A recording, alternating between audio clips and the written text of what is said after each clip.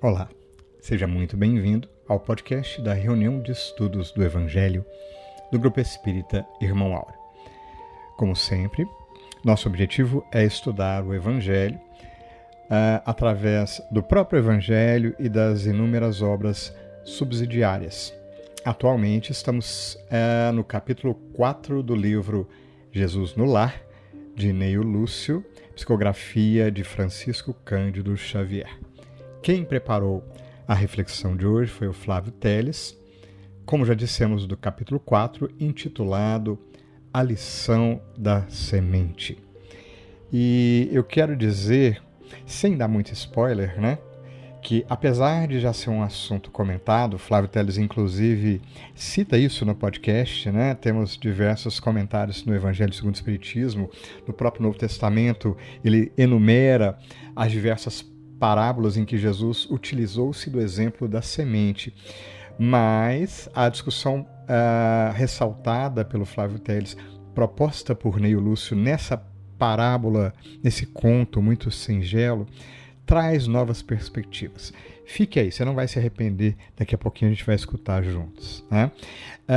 E aí a gente quer te convidar também para o podcast que acontece, para a live, para o evento ao vivo que acontece toda semana, mais tarde, e que estende os comentários que a gente começa aqui. A discussão normalmente é muito gostosa, é quase um encontro de café com pão de queijo, mas muito melhor, porque a gente estuda à luz do Evangelho, sente todas as vibrações.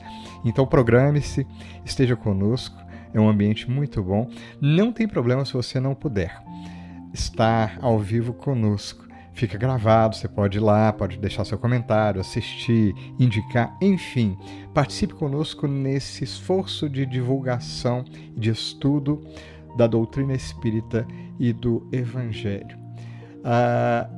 Queremos ressaltar duas coisas antes da gente ir para o podcast. Primeiro é que a gente sempre busca fazer um trabalho de pesquisa bibliográfica que fica sempre nos comentários, naquela parte que detalha. Então tem os links lá para você acessar outras lições, estudar um pouco mais. Vale a pena dar uma olhada. E ao final desse nosso podcast, a gente sempre te convida para o nosso momento de oração. Sempre iniciamos com uma poesia. Hoje, novamente, Maria Dolores, talvez a nossa autora preferida, com uma poesia lindíssima e em seguida a nossa prece. Já me estendi demais, então te convido agora. Vamos ouvir?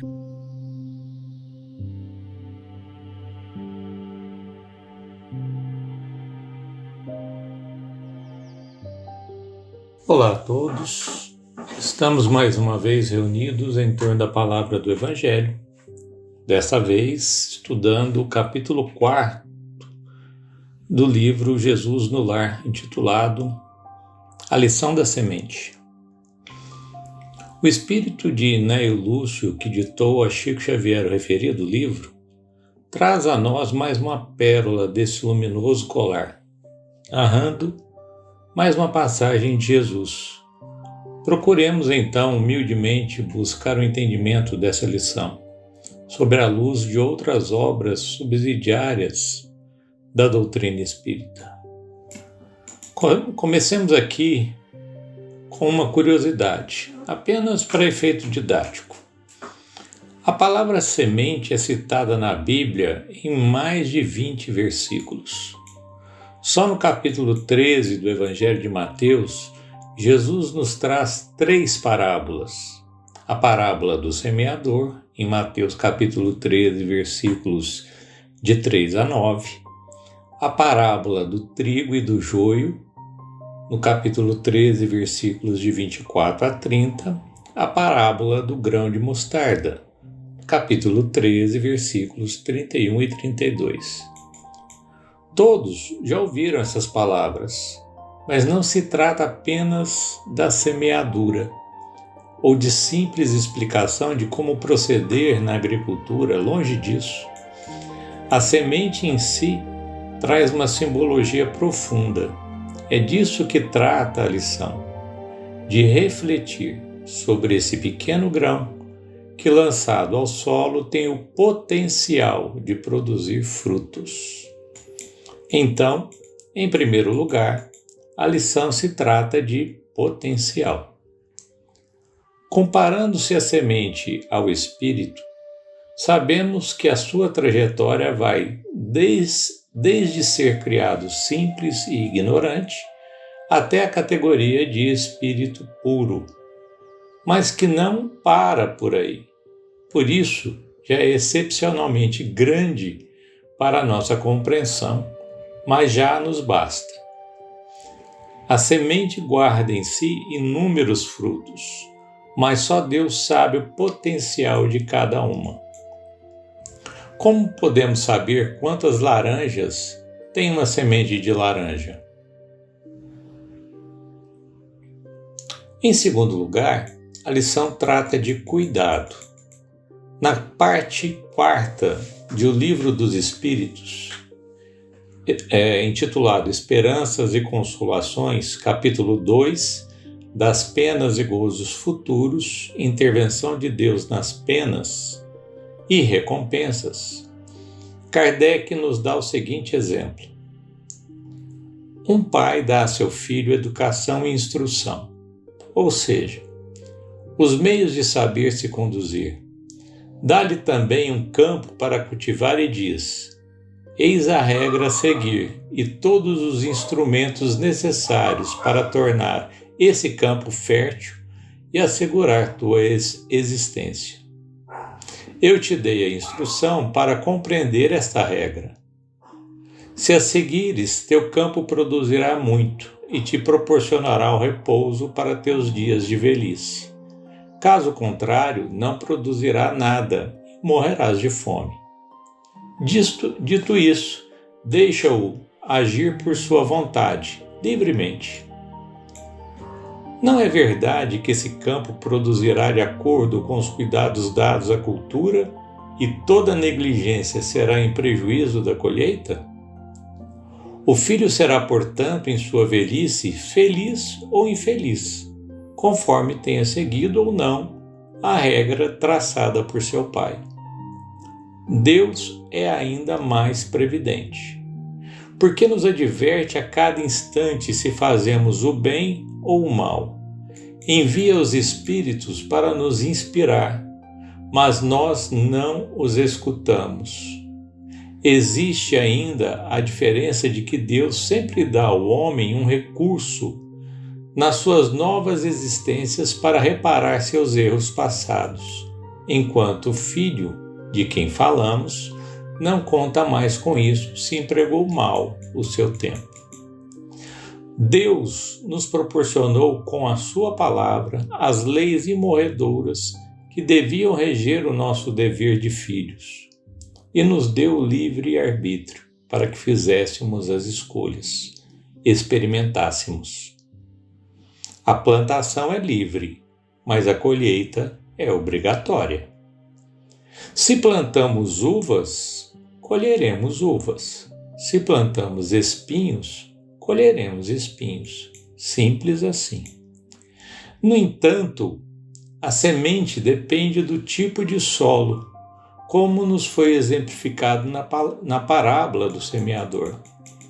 Somos os responsáveis pelo preparo do solo do nosso coração, que não é tarefa fácil, pois se o fosse, já este planeta seria um mundo ditoso há muito tempo.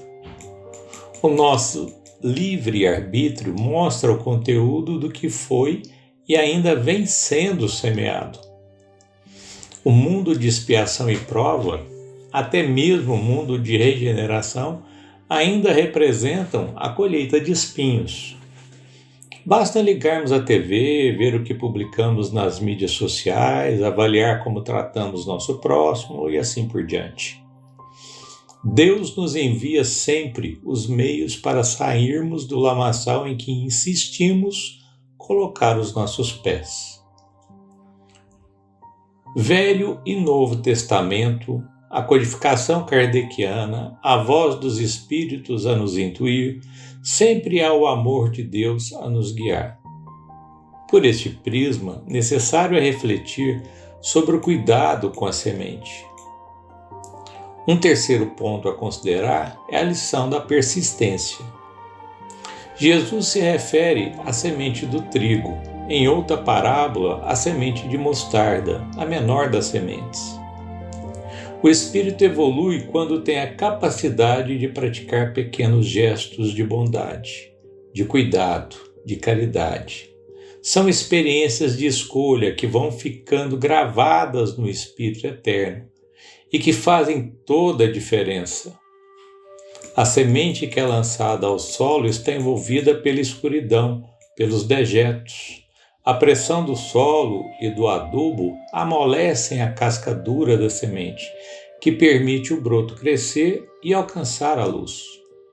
Essa simbologia nos mostra que, mesmo em meio ao mundo obscuro que vivemos, cercado de incompreensões, sujeito aos mais diversos pontos de vista, guardamos na consciência as leis divinas. Em determinado ponto do nosso caminho evolutivo, damos-nos conta que podemos praticar pequenos gestos a favor dos outros e, por consequência, de nós mesmos. Gesto após gesto, saímos do cárcere da ignorância para a plenitude da luz. Se persistimos, atraímos para nós quem tem a mesma condição vibratória. Daí, mesmo em meio ao joio, mostramos que somos o trigo. Porém, precisamos crescer juntos. Ainda na parte 4ª de O Livro dos Espíritos, Kardec pergunta sobre a vida futura na questão 982. Diz o seguinte: é necessário crer no Espiritismo e nas manifestações dos Espíritos para assegurar nosso bom êxito na vida futura? E os Espíritos respondem: se assim fosse, todos os que não creem ou que não tiveram a oportunidade de esclarecer seriam deserdados, o que seria um absurdo. Só a prática do bem assegura o bom êxito no futuro. Portanto, o bem é sempre o bem, seja qual for o caminho que a ele conduz.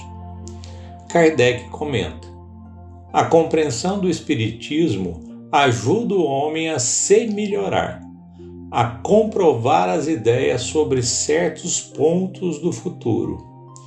Apressa o adiantamento dos indivíduos e das massas, porque permite conhecer o que seremos um dia. É um ponto de apoio, uma luz que nos guia. O Espiritismo ensina o homem a suportar as provas com paciência e resignação. Pois bem, o destino de toda semente que foi jogada ao solo é produzir 10, 50, 100 por um. Não é o esclarecimento pelo Espiritismo que faz isso. São só palavras escritas, a letra em si é morta. O espírito deve buscar a compreensão, ou seja, obtendo o esclarecimento, tem o dever de entendê-lo, trazendo do pensamento ao coração, transformando-se intimamente em algo melhor, através de sua ação no bem. Somente assim será capaz de crescer e produzir. Ainda em O Livro dos Espíritos, agora na 3ª parte, capítulo 12, intitulado A Perfeição Moral, na pergunta 893, Kardec faz o seguinte: pergunta aos espíritos: qual a mais meritória de todas as virtudes? E os espíritos respondem: todas as virtudes têm seu mérito, porque indicam progresso no caminho do bem. Há virtude sempre que há resistência voluntária ao arrastamento das más tendências. Mas a sublimidade da virtude é o sacrifício do interesse pessoal pelo bem de seu próximo, sem segundas intenções. A mais merecedora das virtudes nasce da mais desinteressada caridade. Boa vontade, persistência e ação desinteressada no bem, na caridade, são as lições do Mestre para que a semente possa crescer e ser transformada em árvore, produzindo frutos e onde os pássaros vêm fazer os seus ninhos e se abrigar. Depois das explicações de Jesus para a pequena assembleia no lar de Simão Pedro, este faz uma pergunta: Senhor, que dizer então daqueles que conhecem os sagrados princípios da caridade e não os praticam? Esboçou Jesus manifesta satisfação no olhar e elucidou: Estes, Simão, representam sementes que dormem, apesar de projetadas no seio dadivoso da terra. Guardarão consigo preciosos valores do céu, mas jazem inúteis por muito tempo. Estejamos, porém, convictos de que os aguaceiros e furacões passarão por eles, renovando-lhes a posição no solo, e elas germinarão vitoriosas um dia. Nos campos de nosso Pai, há milhões de almas assim, aguardando as tempestades renovadoras da experiência, para que se dirijam à glória do futuro. Auxiliemo-las com amor e prossigamos, por nossa vez mirando à frente. Em seguida, ante o silêncio de todos, Jesus abençoou a pequena assembleia familiar e partiu. Podemos imaginar que Jesus partiu dali para semear suas sementes, as sementes recebidas do Pai, em outros corações. Pois então que preparemos o nosso solo, o solo de nossos corações, para receber as verdades divinas, como sementes que deverão produzir pelo nosso esforço. Só assim compreenderemos a lição. Ouvem aqueles que têm ouvidos de ouvir. Fiquemos todos com Deus. Iniciamos o nosso momento de oração com a poesia Ao Semeador do Bem, de Maria Dolores. Arar, moldando a gleba empedrada e agressiva, erguer-se sol a sol na tarefa cativa, servindo por amor, ignorando a quem. Doar tempo, esperança, força e vida, embora suportando a alma ferida na lavoura do bem. Impedir que o serviço retrograde, ouvir de longe o vento e a tempestade, de ciclones irados a cair, e proteger as sementeiras novas contra o furor de semelhantes provas, a fim de que produzam no porvir. Sofrer insônia e anseio de alma em chaga, ante os calhaus da cinda em que a ideia se esmaga na defesa da frágil plantação. Ouvir e desculpar, sofreando-se a custo, o sarcasmo cruel do menosprezo injusto de quem não crê na própria elevação. No entanto, o semeador prossegue enquanto é dia, entoa no trabalho as canções da alegria ao ritmo da fé que te apoia e conduz. E, após o anoitecer, nas orações que levas, contemplarás além, abrindo-se nas trevas, o sereno esplendor da seara de luz. Amigo Jesus, uma vez mais te buscamos sobre a luz das vibrações do Evangelho que asserenam e confortam nossos corações, meditando sobretudo, mestre amigo, nas mensagens de esperança do Consolador prometido, que nos ajudam a vislumbrar um futuro pleno, onde buscamos a continuidade dos trabalhos. E nas reflexões dessa prece, Jesus, te rogamos, ampara e fortalece o nosso espírito. Dá-nos ânimo, dá-nos a clareza para enxergarmos em cada acontecimento seja nos momentos de dificuldade e de dor, ou nos momentos de alegria.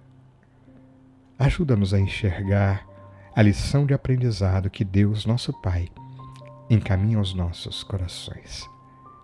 E ajuda-nos, Jesus, a buscar os convites da vida, para criar em nós mesmos as condições favoráveis, para buscarmos enxergar o amparo de tantos corações que se aproximam de nós. Sobretudo, mestre amigo, na mensagem divina do Espiritismo Consolador prometido, ajuda-nos a buscar esperança e consolação, na certeza do caminho escolhido e na busca de melhores decisões em todos os momentos de nossa vida. Que a tua luz nos abençoe hoje e sempre, mestre amigo. Que assim seja.